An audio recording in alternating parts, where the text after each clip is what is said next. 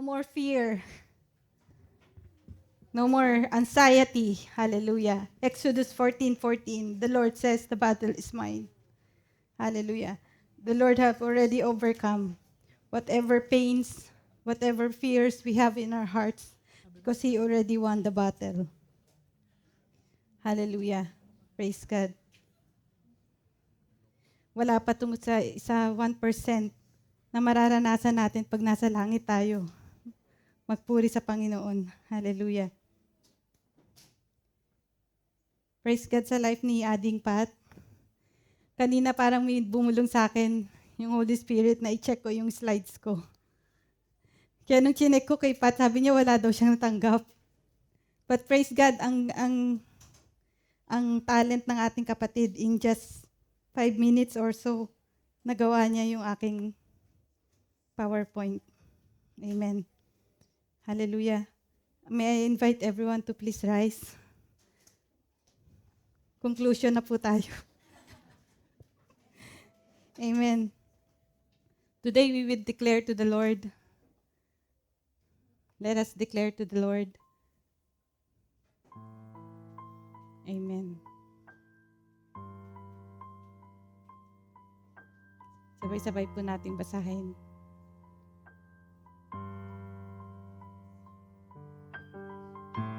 Let us dedicate ourselves to our Lord Jesus Christ. Today, we have 7 days in a week. At least one day, we will give it to the Lord.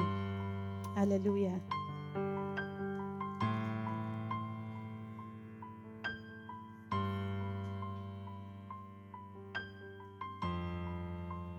Mainit pala talaga. Dapat hindi na ako nag-blazer. Hallelujah.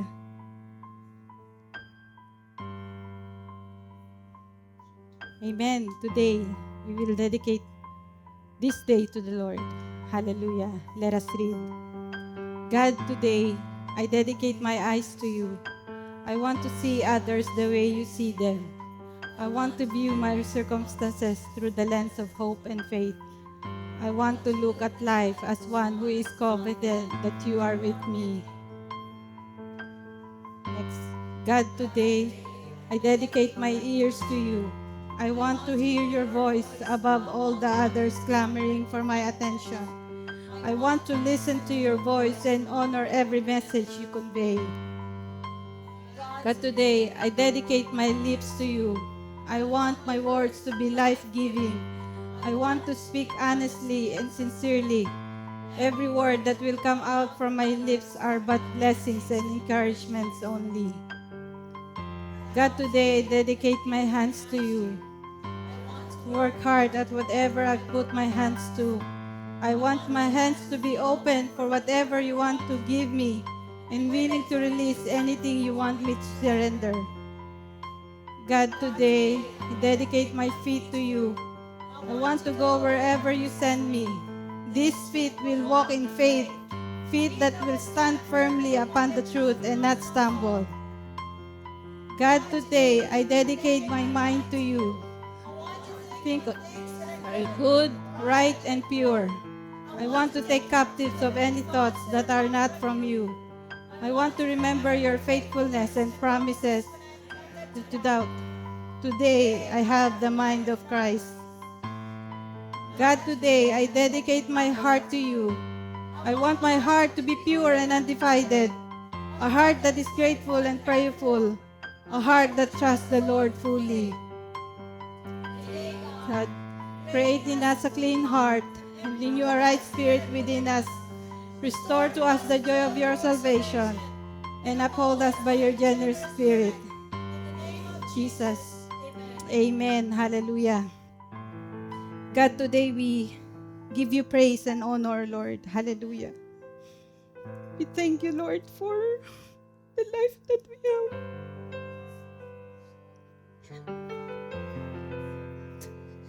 Lord, thank you that you are with us, that you have fight our battles, Lord.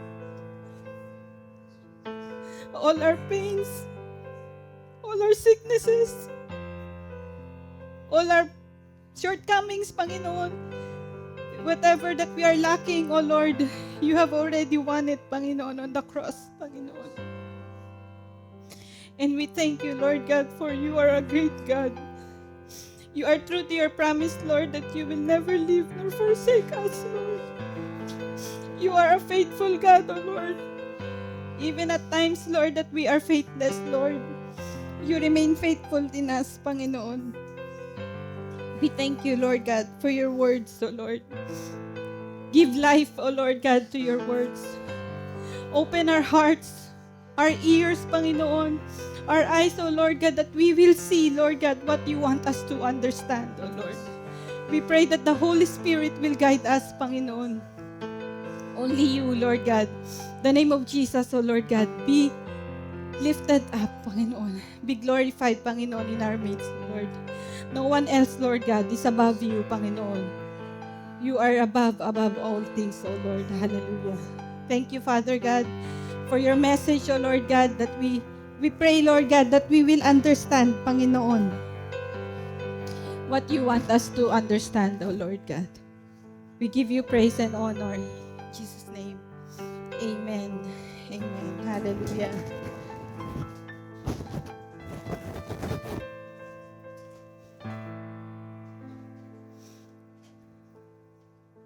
Amen.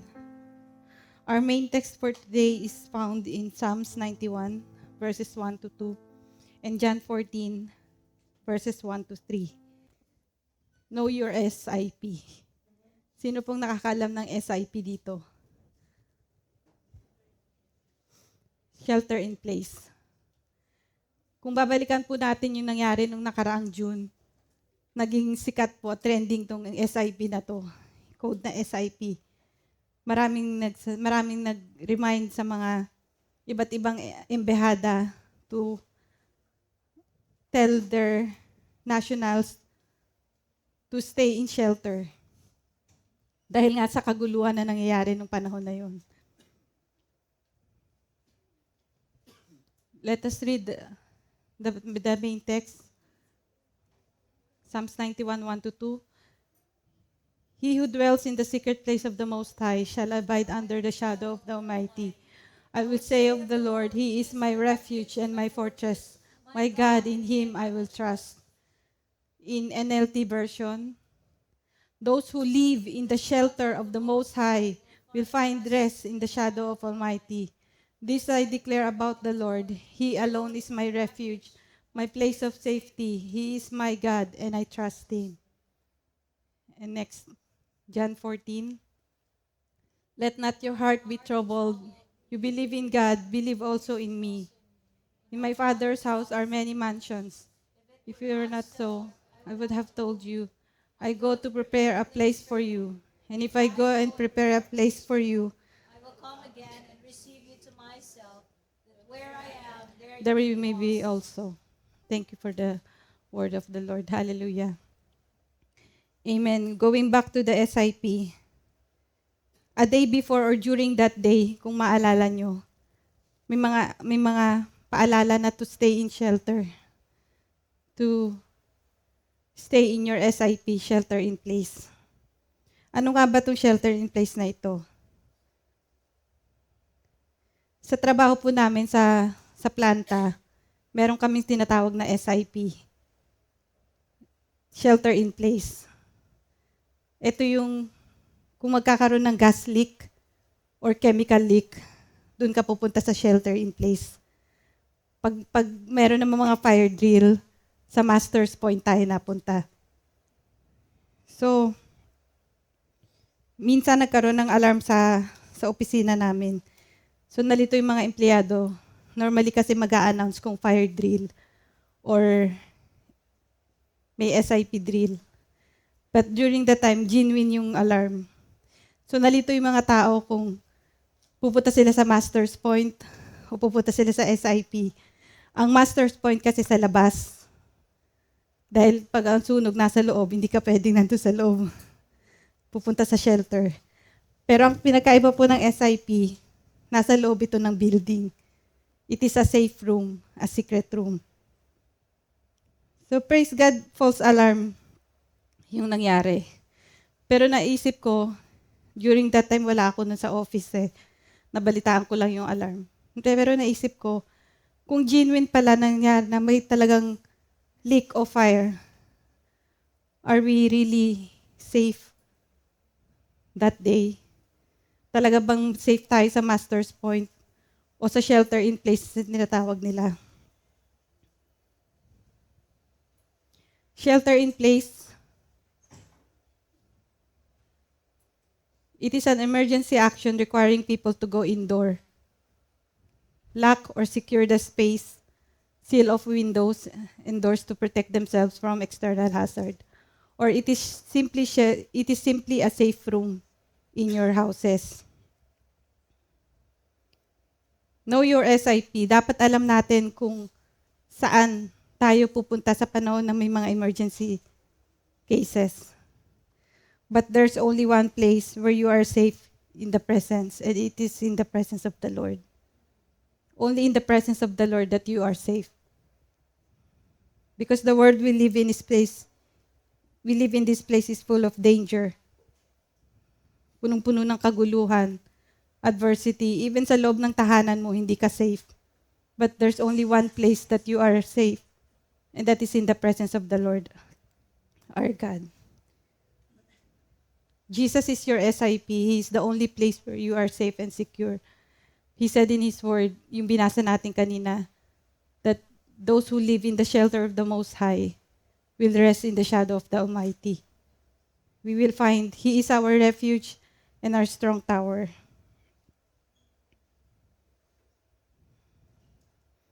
Where is that shelter that the Lord prepared for us?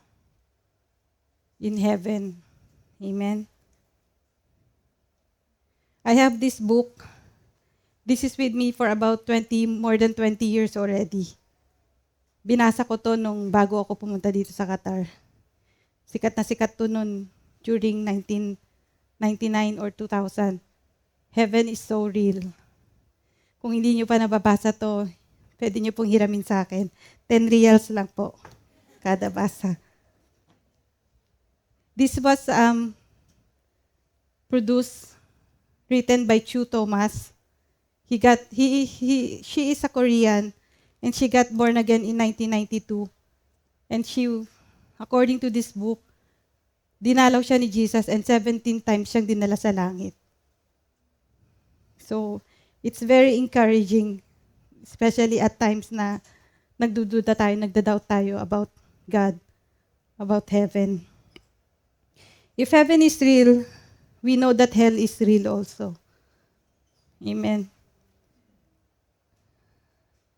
We've been talking about Maranatha for the last 2 months, and I think it will continue again next month. So, marami na tayong nakahain about the last days. And ang gusto ng Panginoon, hindi nyo lang basta naririnig ang mga bagay na ito. But if you live with it, that heaven is real and hell is real also. In heaven, we have eternal shelter with our Lord Jesus Christ. But in hell, you have eternal separation from God. Hindi makakasama ng mga tao nasa hell ang ating Panginoon. It is eternal separation from God.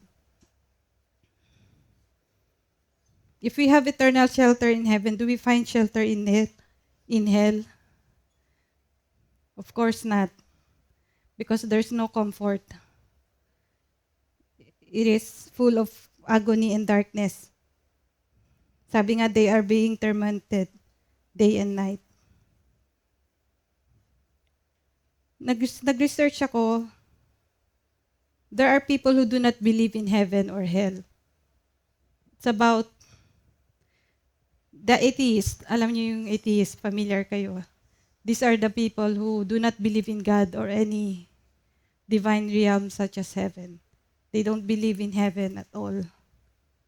And yung mga agnostic, these are the person who holds the view that any ultimate reality such as God is unknown or probably unknowable.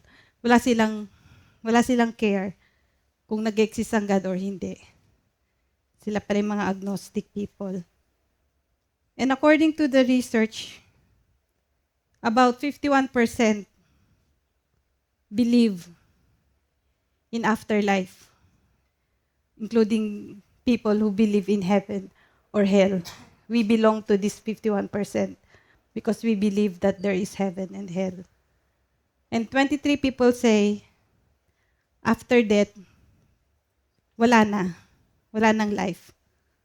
And another 26 people, almost the same, another 26%, they say they don't know what happens after death. So, all in all, 49% sa buong mundo ang hindi naniniwala na may afterlife, na may heaven and hell. And sa 51% na yun, yes, they believe there is heaven or there is hell, but do they believe that Jesus is our Savior? So questionable pa rin yun.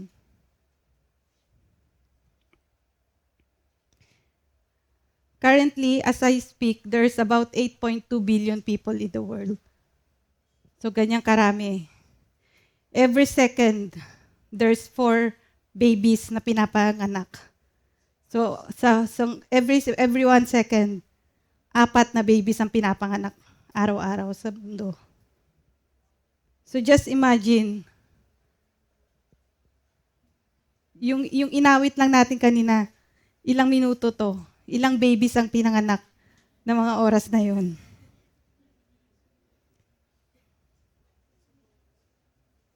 So out of this 8.2 billion, only 2.6 billion are Christians.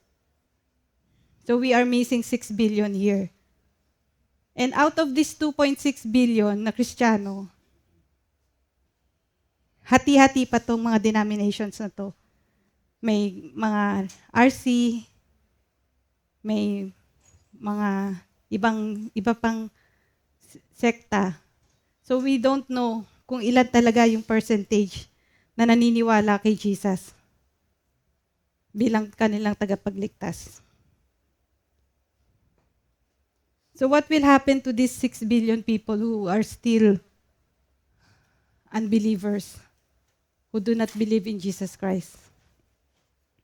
Nakakalungkot isipin na marami pa rin ang hindi tumatanggap kay Kristo.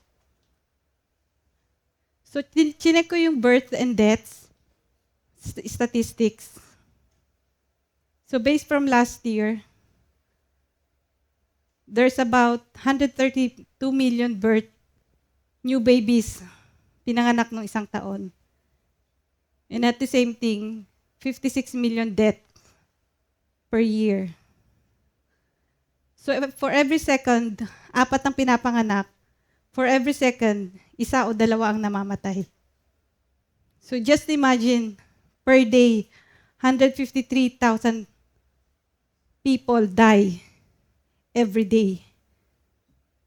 Where do you think these people go when they die?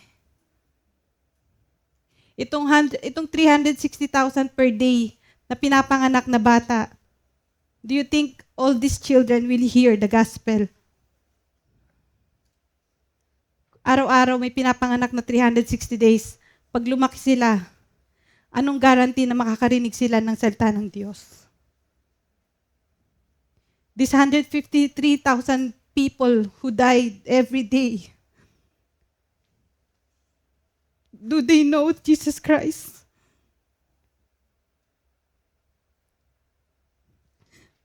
Nung chine-check ko itong mga statistics na ito, sabi ko, Lord, every day, 150,000 people die. Where do they go? Nakilala ka ba nila? O kahit yung 3,000 na lang, nakilala ka ba nila? Araw-araw. So anong role natin bilang Kristiyano? We have to share the gospel. Because the harvest is full. Sabi nga sa Biblia, the harvest is full, but the laborers are few. Tayo ang laborers. We should always remember yung heartbeat, yung Great Commission na binigay sa atin ng Panginoon. That we should share Jesus First to our loved ones, to our families, then to our friends and colleagues. And kung kaya pa natin i-extend. Imagine mo yung 6 billion people na hindi naniniwala kay Kristo, na hindi naniniwalang may langit, hindi naniniwalang may Diyos. They are doomed to hell. Lahat sila pupunta sa impyerno, sa lake of fire. Paano kung sa 6 billion na yun nandun yung pamilya natin? We should do something. Bilang Kristiyano na nakilala natin ang Panginoon, we should do something for our families.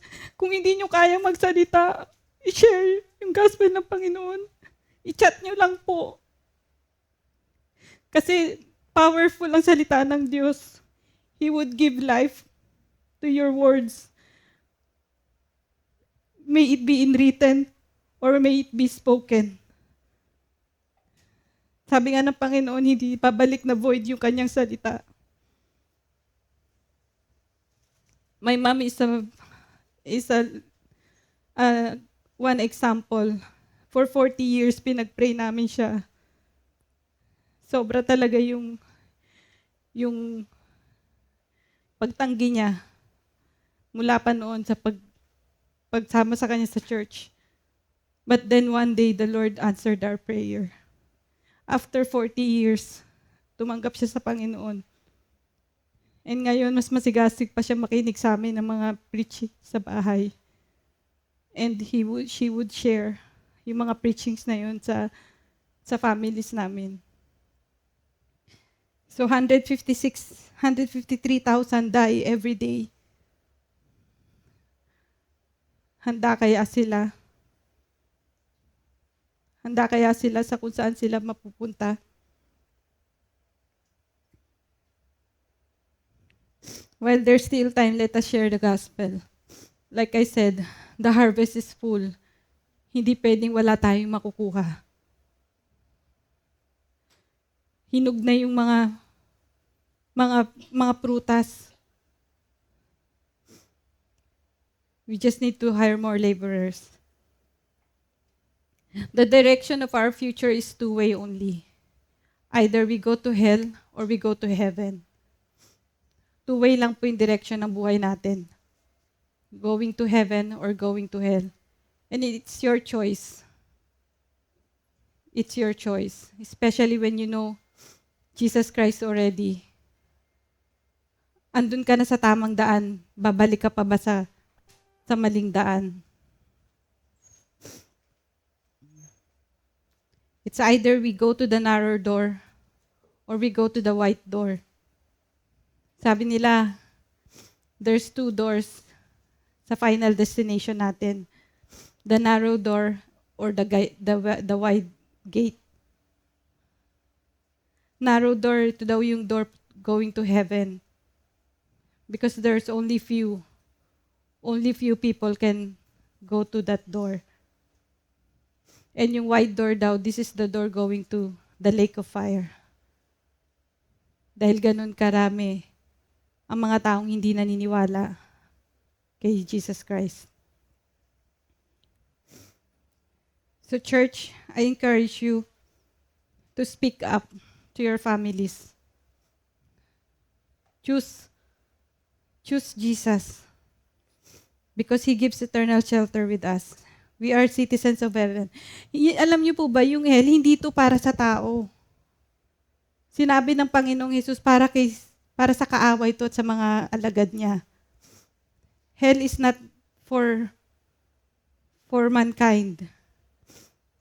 Ginawa niya ang heaven para sa mga righteous, sa mga believers. But sabi nga niya, those who do not believe in Jesus Christ will be thrown in the lake of fire. So it's our choice. Kung nag-respond ka sa calling ng Panginoon, kung nag-respond ka sa invitation ng nag-share sa'yo, you made the right decision. Pero kung pinagtawanan mo lang, binaliwala mo lang, their soul is at stake.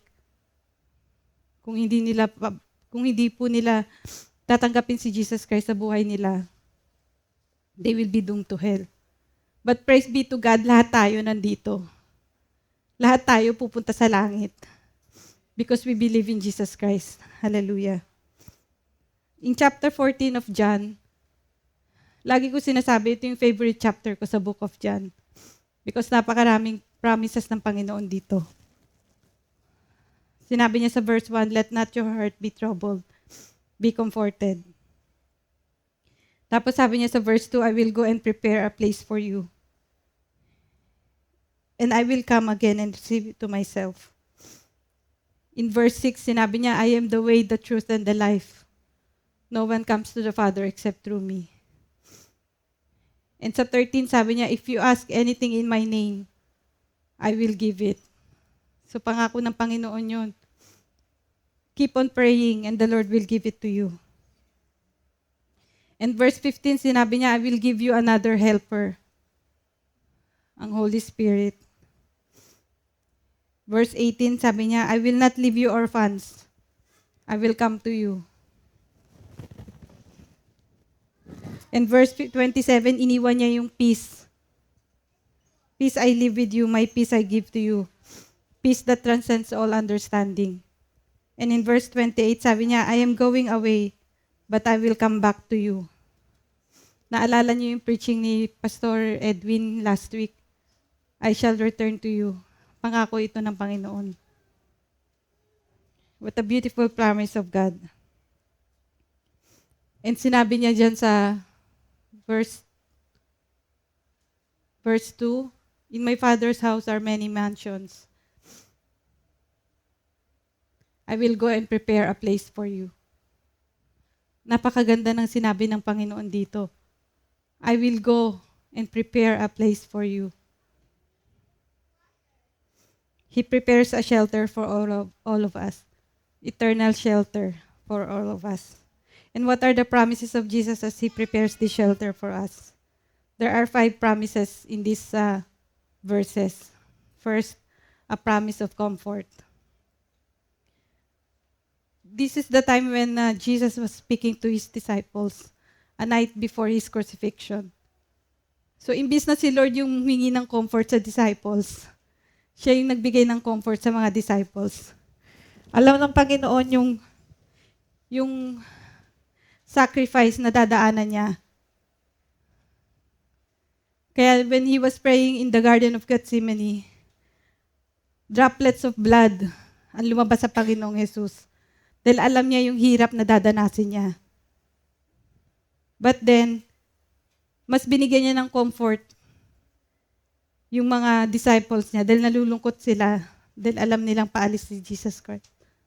Pero sabi ng Panginoon, "Let not your heart be troubled." He reassures them that He will come back for them. Second, a promise of eternal shelter.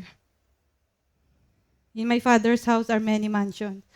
Mansion yung ginamit ng Panginoon dito. Pag mansion yung naiisip natin, ano bang na visualize natin? These are large houses, extravagant, expensive, mga malalaking bahay.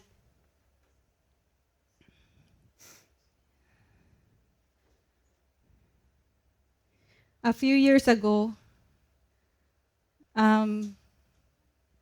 na-share ko na rin tong verse na to dito sa church. Like 8 years ago to be exact. And during that time, nung sinearch ko, anong pinakamalaking mansion sa buong mundo? The same pa rin yung answer nung sinearch ko siya kahapon. Yung hindi. Kala ko nga Buckingham eh.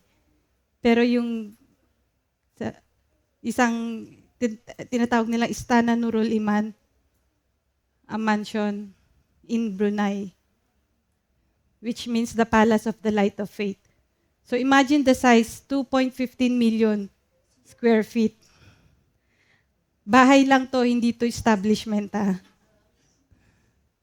To be exact, they have 1,788 rooms, 5 swimming pools, 257 toilet, hindi na sila maghihintayan.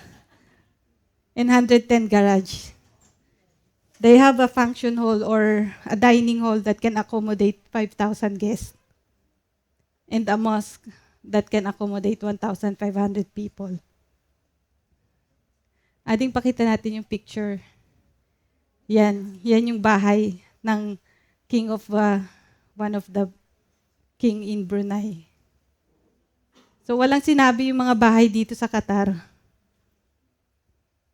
During that time, ang architect nila is sa Filipino. It was built in 1984.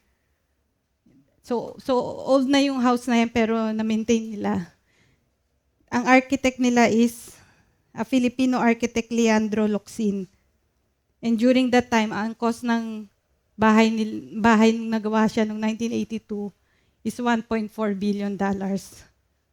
So imagine na lang yung worth niya ngayon. Colossians 3:2, set your mind on things above, not on things on earth. And Matthew 6:20, but lay up for yourselves treasures in heaven, where neither moth nor rust destroys, and where their thieves do not break in and steal.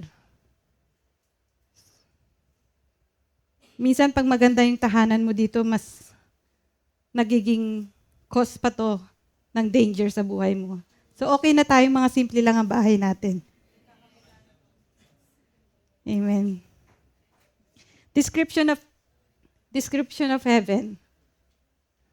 Hindi ko na lang napakita yung mga, i-search nyo na lang kung ano yung mga ginamit na stones dito sa Revelation 21:18-20.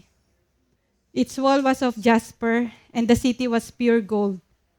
So, ibig sabihin, lalakaran lang natin yung ginto sa langit. Kung dito, hirap na hirap tayong bumili ng maliit na hikaw dahil napakamahal. Sa langit, apakan lang natin, mawalis-walisin lang natin yung ginto doon. And the city was pure gold, like clear glass. The foundation of the wall of the city were adorned with all kinds of precious stones. So, sinearch ko yung mga stones. Hindi ko na nailagay dyan sa slide. Pero, I would imagine, yung mga gamit ng mga babae dito na mga diamonds, emerald, sapphires, yun. Our mansions are made of these stones. So, just imagine na lang.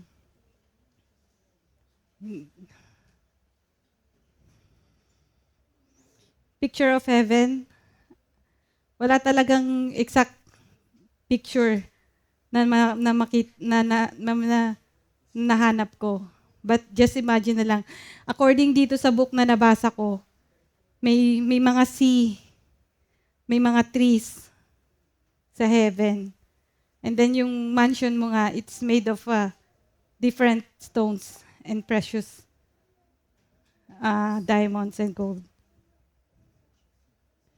So, just to encourage you, or ma-excite tayo, na hindi basta langit lang yung pupuntahan natin. Sabi ko nga, si Jesus, marunong talaga siya sa passion. Marunong siya, yung the best, yung binibigay niya. Siya yung architect and engineer natin doon sa langit. At kapag ginawa ito ng Panginoon, perfect ito, walang... Minsan, di ba pag nagpapagawa tayo ng bahay, ang daming mga sablay. Pero yung mansion natin sa langit, these are perfect for us. Amen. Third promise, Jesus promised to prepare a way. Sabi niya, I will go to prepare a place for you. Biblically speaking, ano bang ibig sabihin ni Jesus dito? That I am going to prepare a place for you. He was not talking about developing a mansion in the heaven, but he is talking about going to the cross for himself. It is the sacrifice of the Lord Jesus that prepared our way to heaven. Yung blood of Jesus, yung blood daw ni Jesus, yun ang foundation, groundwork ng mansion natin sa heaven. Because kung hindi binigay ng if God did not give His own Son, Jesus, hindi tayo maliligtas. Hindi tayo magkakaroon ng access to the heaven, to the Father. Sabi nga niya sa verse 6, di ba? I am the way, the truth, and the life. No one comes to the Father except through me. Those who accept and believe Jesus Christ, nagkaroon na sila ng access na makapasok sa heaven. Nagkaroon na tayo ng access to have eternal life with Jesus. Kumbaga, nagkaroon na tayo ng ticket to heaven when we receive Jesus Christ. And we will dwell in the presence of our Lord for eternity. Next promise, a promise of His return. And if I go to prepare a place for you, I will come again and receive you to myself. Sabi ng Panginoon, I will go, but I will come again and receive you to myself. True enough that He will never leave nor forsake us. That our God, once you receive Jesus Christ in your life, the Lord will never leave you. Yes, the Holy Spirit will grieve because Jesus is within us. Our body is the temple of the Holy Spirit. Whenever you commit mistakes, whenever you commit sins, whenever you do things that are not pleasing to Him, nag-grieve yung Holy Spirit. Hindi siya makamove mightily sa buhay mo. But if you allow the Holy Spirit to move mightily in your life, now once you accept Jesus Christ as your Lord and personal Savior, you walk with holiness, you walk blameless, the Lord will move mightily in your life. And lastly, a promise of eternal life. That where I am, there you may be also. Sabi sa verse 28, and I will give them eternal life, and they shall never perish, neither shall anyone snatch them out of my hand. Napakasarap basahin yung pangako ng Panginoon that no one will ever snatch. Well, hindi aalaw ng Panginoon na makuha pa kayo or tumalikod pa kayo muli sa kanyang presensya. Because ang in-offer ng Panginoon is eternal life and you will never perish. You will never go to the lake of fire. So these are the promises of Jesus Christ. He prepared a dwelling places to all of us for eternity. So, do you want to go to heaven? Walang may gusto dito sa lake of fire. If you want to go to heaven, you have to work for it. Because Jesus prepared a way. In return, you have to prepare yourself to go to heaven. Because like I said, hell is not for us. We are destined to go to heaven. God's desire for us is to inherit the kingdom of God. Yun ang desire niya sa atin. So I prepared few points, comparison ng heaven and hell.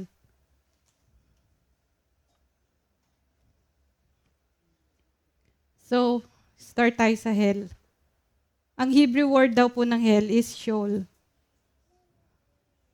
It is the destination of the dead. It is the place of the dead, the grave, the pit, or even the depths of the earth. Ang Greek translation daw ng Sheol is Hades. The same thing, it is the place of the dead, the grave or the place where unbelievers live in torment. So when unbelievers die, they go at once to Hades, which is the abode of the wicked dead. When unbelievers die, it is eternal separation from God. So remember yung story ng rich man and Lazarus sa Luke 16.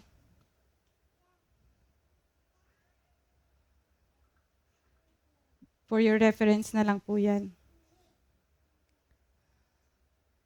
And the same thing, yung heaven naman,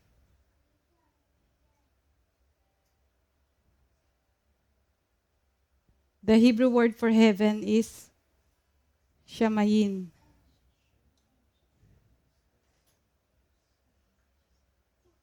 Sabi daw, may napakinggan akong preacher. Ang hell daw is 56 times binanggit ni Jesus Christ sa Bible. Whereas ang heaven is 27 times only. So anong ini-emphasize dito? That there is warning doon sa hell. Kaya 2 times siyang binanggit ng Panginoon sa compared to heaven. So yung heaven daw, ang Greek word niya is Uranus. Ay, hindi. Hebrew word ng heaven is Shamayim, and Greek word is Uranus. Although different words sila, but they have the same meaning. There is 3 parts of the heaven.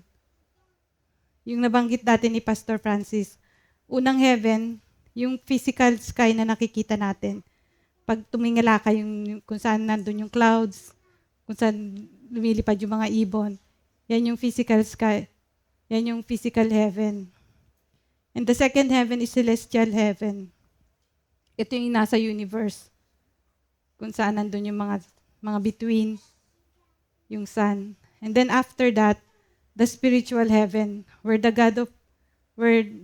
throne of God is. So heaven is a place to those who believe in Jesus Christ and have been faithful to God till end. Next, hell is a restless place.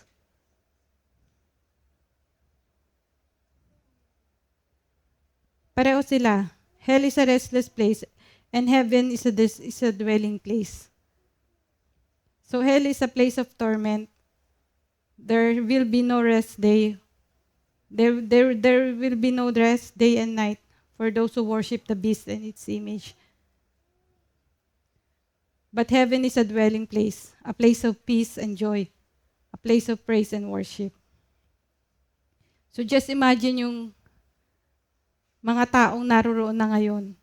Day and night, they were in torment. I grew up with fear na takot ako mapunta sa impyerno. Kasi, nung malilit pa kami, yung tita ko, pag nag-sharing kami, lagi kami tinatakot kung ano yung hell. Kaya I grew up with fear in my heart, even until now. May takot pa rin ako na baka mapunta ako sa hell. Sabi ng tita ko noon, ini-explain niya, sa hell, mas mataas pa sa iyo yung mga flames, mas malaki pa sa iyo yung mga apoy, tapos yung mga worms daw in and out sa katawan mo. Tapos, tinutorment ka pa, pinapalo ka, sinasaktan ka, kahit nakalublob ka na sa fire. Kaya, sabi ko pupunta ako sa heaven. And heaven is a dwelling place. A place of peace and joy. A place of praise and worship. So imagine yung praise and worship natin kanina. Ganun ang gagawin natin pagdating natin sa langit. We are prepared. Yung training ground natin, yung ginagawa natin dito sa lupa. Na pagdating natin sa langit, kung day and night yung torment ng mga tao dito sa hell, tayo, day and night din yung pag-worship natin sa ating Panginoong Jesus. Next, hell is a place of unending suffering. And there is consciousness of present situation. While heaven is a place of state of supreme and blissful happiness. In hell daw po, people are aware of their current state. So alam nila, na natatandaan nila, naalala nila yung mga pamilya nila na iwan.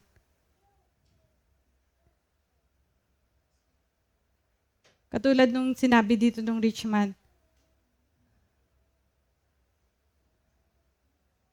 Sabi niya, Father Abraham, have mercy on me and send Lazarus that he may dip the tip of his finger in water and cool my tongue, for I am tormented in this flame. And sa Mark 9:48, sabi, the worms that eat them do not die. It's for eternal. And the fire is not quenched. Hindi namamatay ang apoy doon. And everyone will be salted with fire. Whereas in heaven, it is a place of blissful happiness. Revelations 21:4, and God will wipe away every tear from their eyes. There shall be no more death, nor sorrow, nor crying. There shall be no more pain, for the former things have passed away. No beautiful place on earth can ever be compared to heaven. So no more crying doon. No more heartaches. Kung dito sa lupa, punong-puno tayo ng mga pains, ng pagsubok. Pero pagdating natin sa langit, God will wipe away every tear in your heart. And napag-usapan namin during one of our Bible study, na in heaven daw, parang, paano ba yun, Pas? Hindi mo na maalala yung mga past mo. Yung mga masasakit na experience mo. Hindi na ipapaalala sa'yo ng Panginoon ito. Or kung wag man sana mangyari, kung wala yung mga magulang mo or kapatid mo doon, hindi mo na rin sila maaalala. Para hindi ka na wala ka nang dadaling pain sa puso mo. Pero syempre, gugustuhin ba natin hindi natin makasama yung pamilya natin? So as much as you can, share the gospel to them. Hanggang sa makulitan sila sa atin. Hanggang sa sumama sila sa atin mag-church. And surely, pag nakaupo na sila dito, the God will move in their lives. Every one of us have an appointed time kung kailan tayo tutugon sa calling ng Panginoon. Next, hell. In hell, people are punished according to their works. Naalala ko yung sinasabi ni Sister Golda noon. Yung punishment daw sa hell, according sa ginawa mo dito sa lupa. So kung nagnakaw ka, hindi ko alam kung paano punishment. Pero parang puputulan daw ng kamay. Pero dahil incorruptible body ka, hindi mapuputol-putol yung kamay mo. Paulit-ulit na gagawin. Sabi doon sa Revelations 20:11-13, then I saw a great white throne, in him who sat on it, from whose face the earth and the heaven fled away. And there was found no place for them. And I saw the dead, small and great, standing before God, and books were opened. And another book was opened, which is the book of life. And the dead were judged according to their works. Yan, we will be judged according to, these people will be judged according to their works, to their sins, by the things which were written in the books. The sea gave up the dead who were in it, and the dead and its delivered up to the dead who were in them, and they were judged according to their works. If people in hell is punished according to their works, we in heaven, it is a place of reward. Tayo naman sa heaven, marireceive natin yung reward natin sa Panginoon. Excited ba kayo na makuha yung, kung every week, nagluluto kayo dito sa kitchen palagi, the Lord will reward you in heaven. Amen. Rejoice and be exceedingly glad, for great is your reward in heaven. And your labor will not be in vain. So si Lord, nakikita niya yung mga pagpapagal natin. Nakikita ng Panginoon yung pagsakripisyo natin dito sa lupa. And hindi ito nakakalimutan ng Panginoon. When you get to heaven, you will receive your reward.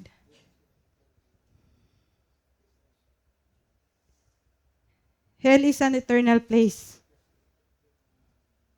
And heaven likewise is an eternal place. Ang pinagkaiba lang nito, 2 Thessalonians 1:9. They will be punished with everlasting destruction and shut out from the presence of the Lord and from the glory of His might. Isasara ng Panginoon ang pintuan ng kalangitan para hindi na niya makita yung torment na nangyayari sa hell. In heaven, we have eternal dwelling. It is the place where our Jesus, our Savior is, and He will reign in this place. I will give you eternal life, and they will never perish, and no one will snatch them out of my hand. My Father who has given them to me is greater than all. No one is able to snatch them out of my Father's hand. Yan ang promise ng ating Panginoon. And lastly, yung binanggit ko kanina, hell is for Satan and his demons. Sinabi ng Lord dito sa Matthew 25:41, "Depart from me, you cursed, into the eternal fire prepared for the devil and his angels." So we humans, we are not destined to hell. Hindi yun ang design ng Panginoon na ang mga tao ay mapunta sa hell, because the hell is created for Satan and his demons. Pero pag hindi natin tinanggap, may pero to. If we do not believe in Jesus Christ, we do not accept Him as our personal Lord and Savior, we will be thrown in the lake of fire. If your name is not written in the book of life, at dumating ang Panginoon, you will be doomed to hell. If hell is for Satan and his demons, heaven is for believers. Heaven is for righteous. And this will go away into everlasting punishment, but the righteous into eternal life. For we are citizens of heaven. We are citizens of heaven. Pansamantala lang yung pagtira natin dito sa lupa. Amen. And God so loved us so much that He gave His only Son, that whoever believes in Him will have everlasting life. So, having said that, heaven is real, and so hell is real. This is not the time for us to joke. We know that there are only two directions of our future, either the way to heaven or the way to hell. What we must do to inherit the mansion, the dwelling place that the Lord prepared for us. We must patiently wait to the Lord, and as we wait to the Lord, we should fix our eyes on Him. So in application, what should we do as a Christian? Uupo na lang ba tayo makikinig ng salita ng Diyos every Friday? We should share the gospel. Like I said, the harvest is full. There are 6 billion people who are lost, who haven't received Jesus Christ. And hindi lang nagtatapos doon. Hindi lang tayo mag-share ng gospel, we should also work out our salvation. Yes, we are saved by His grace. We are saved by the blood of Jesus. But are we going to continue sinning? We need to work out our salvation. Kasi once you receive Jesus Christ, you are a new creation. You are blameless. Yung sins nyo, hindi na ma-remember ng ating Panginoon ito. Once you receive Jesus Christ, the Holy Spirit lives in you. So you should walk with blameless. You should walk with holiness. But if you continue sinning, you think the Lord will be pleased in your life? Sabi kanina, we will be judged according to our works and sins. So if you know Jesus Christ already in your heart and you continue sinning, parang hindi nag-a-align nito. Do you really accept Jesus Christ? Kasi if you accept Jesus Christ, there will be change, transformation in your life. You have to work out your salvation. Alam mo na bawal magsinungaling, but you continue lying.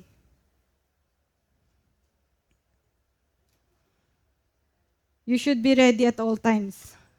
When you said that you should be ready at all times, you should walk in Christ likeness.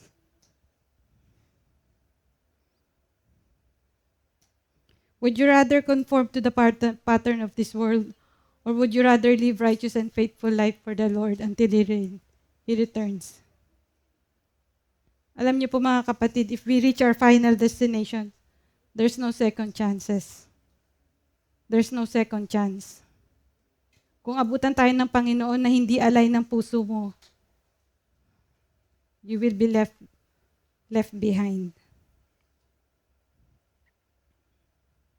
But it is the grace of God that prevents him from returning back. Because the Lord knows many are still not receiving Him. Kaya dinidelay niya yung pagbalik niya. It is His mercy and grace na hindi pa siya bumabalik. Because pag bumalik siya sa oras na hindi handa ang mga tao, we will be doomed to hell. And yun na yung final destination natin. If we have reached our destiny, there's no second chance. Kaya ngayon pa lang, we need to be serious.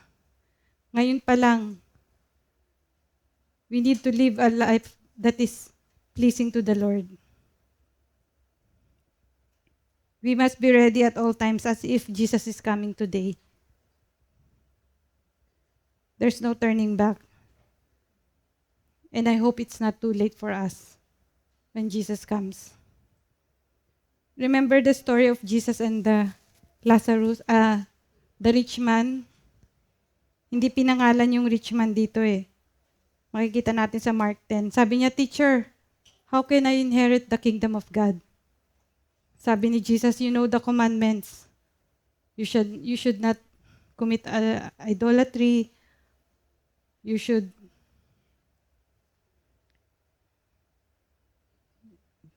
not lie. You should not steal.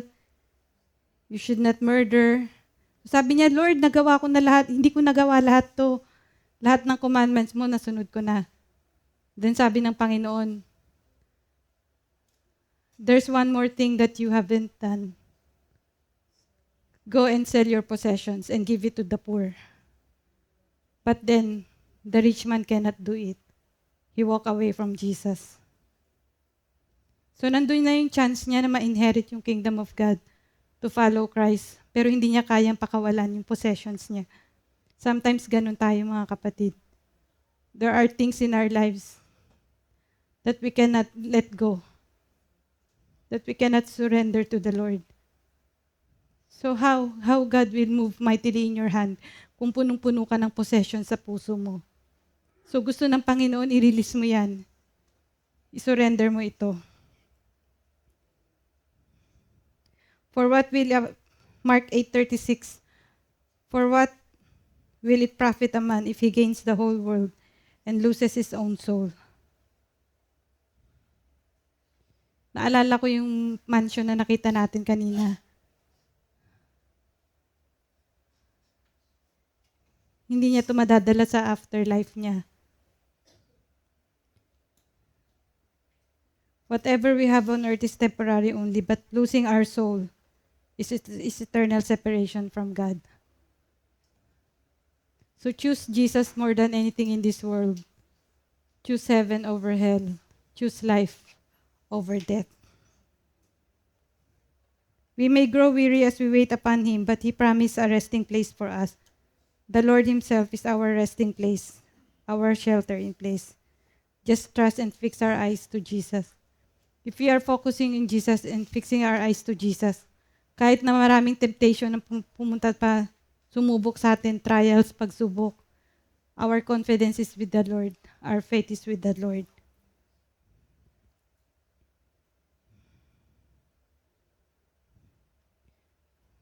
So do you believe that Jesus prepared a place for you and me?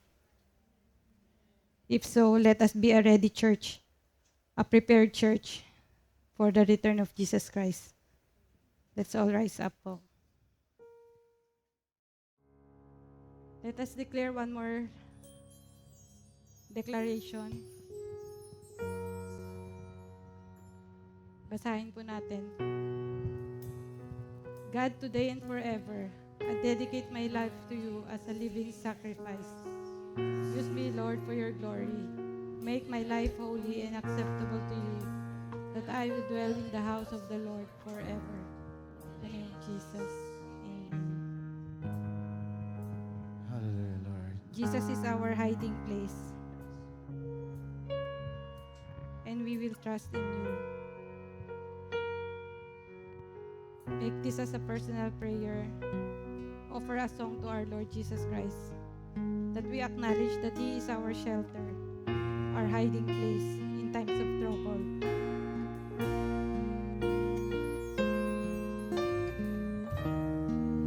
You are my hiding place.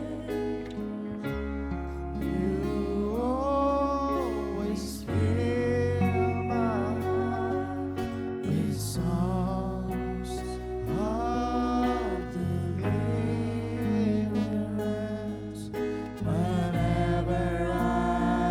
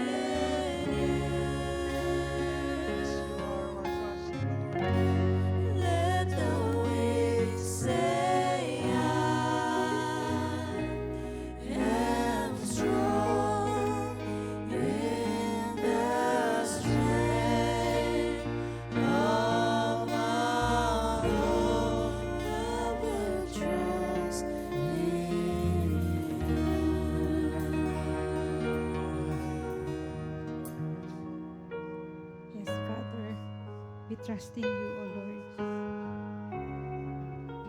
We thank you, Lord, for the place, the dwelling place, Lord God, the sheltering place that you have provided for us.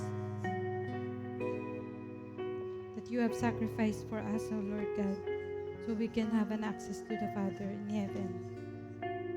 Lord, we thank you, Lord, for reminding us, O Lord God, that we should fix our eyes on you, O Lord. Lord, if we have doubts, if we grow weary, Lord God, while waiting for you, Panginoon,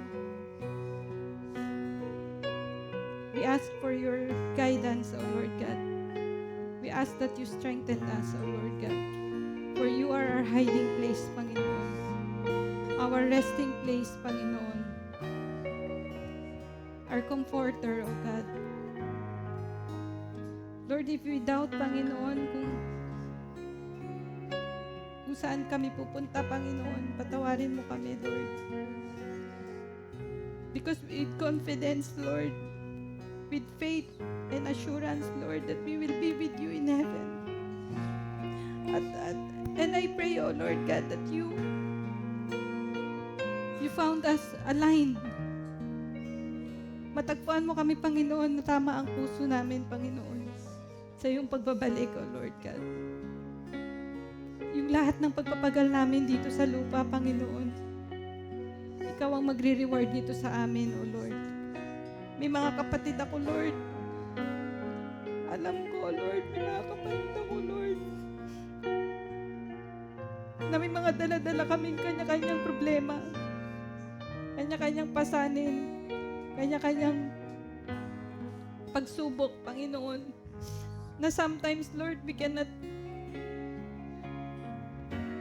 pray for you, Lord.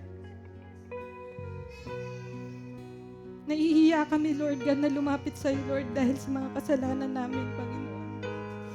Lord, kung may mga paulit-ulit kaming kasalanan, may mga kasalanan kaming hindi namin sinasadya, Lord, besetting sins, O Lord, repeated sins, O Lord, or may mga bagay, Lord God, na hindi namin gustong gawin, Panginoon, pero nagagawa namin, Lord. In our thoughts, Panginoon,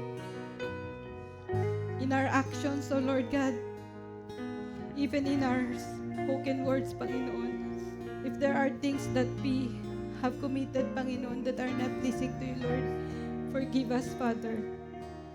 And you are our hiding place, Panginoon. Whenever we are weak, Panginoon, you will strengthen us. Because you are our shelter, Lord God. Only in the presence of you, Lord God, we will be secured, Panginoon, in Jesus' name. Thank you, Lord. Today, we dedicate our lives to you, Lord God. As a living sacrifice, O Lord God. We will not conform, Panginoon, to the partner of this world, Panginoon.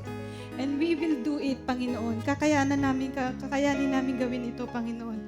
Because we have the Holy Spirit, our guide, our comforter, our strength.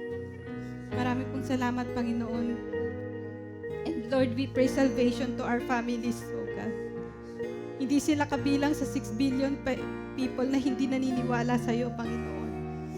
We declare and decree, Lord God, that salvation will be upon our families, O Lord God.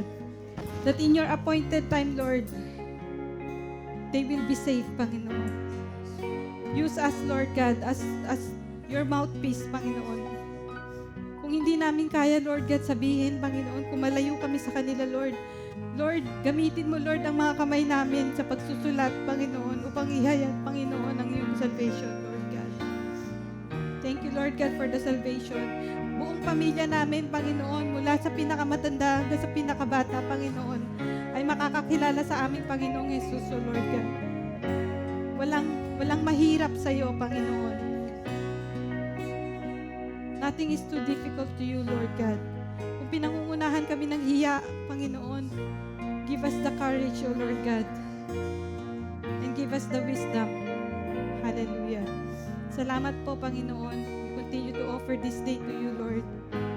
And thank you, Lord God, that we now understand, Panginoon, how important it is, Lord God, to have Jesus in our lives. We give you back all the glory and honor, adoration to our Lord Jesus